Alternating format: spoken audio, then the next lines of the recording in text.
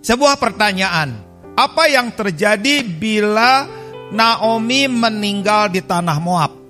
Apa yang terjadi? Tidak punya cerita apa-apa. The end, selesai, kelar. Tidak ada cerita apapun, tidak ada satupun yang dituliskan, dan Naomi terhilang dari peredaran. Bila Naomi tetap tinggal di tanah Moab dan tidak mau kembali ke Bethlehem. Apa yang menjadi titik balik bagi Naomi? Ini adalah poin penting. Poin di mana Naomi melewati sebuah perjalanan yang sulit yang menyebabkan dia harus meninggalkan Bethlehem, dan ketika dia kembali itu menjadi titik baliknya. Kira-kira apa yang membuat Naomi kembali dan itu menjadi titik balik bagi Naomi? Teman-teman, mari kita buka dalam kitab Amsal, ayat Amsal 12 ayat yang ke-28. Amsal 12 ayat yang ke-28. Di jalan kebenaran terdapat hidup, tetapi jalan kemurtatan menuju maut. Nah, ayat ini bercerita tentang perbedaan jalan. Ada jalan kemurtatan, yaitu jalan yang menuju maut, dan ada jalan kebenaran. Jalan ini terdapat hidup. Hal yang paling penting dari kebenaran ini, umat Tuhan bisa berada dalam persimpangan jalan, dan yang melangkah bukan makin lama kepada jalan kebenaran, tetapi justru sebaliknya, yaitu kepada jalan kemurtatan. Jalan kemurtatan itu jalan yang menarik kita dari kasih karunia.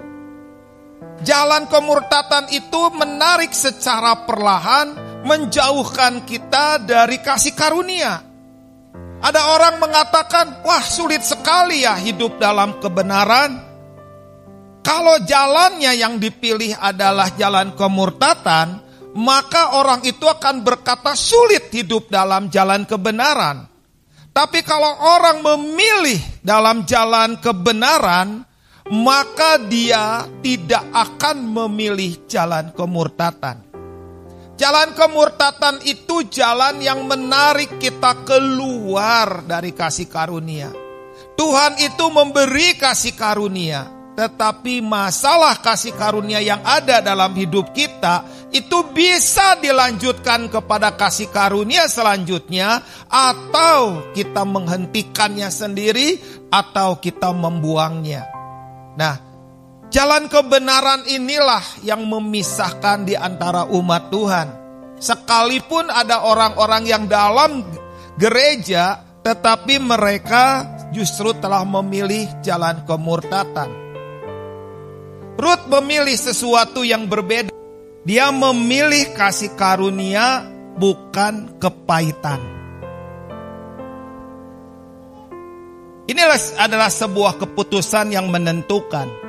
Ini keputusan yang gak mudah, tetapi menentukan. 1 Yohanes 2 ayat 9 sampai 11 diambil dari FAYH. Ayat ini menulis begini. Barang siapa mengatakan bahwa ia berjalan di dalam terang Kristus, tetapi membenci saudaranya, ia masih hidup di dalam kegelapan.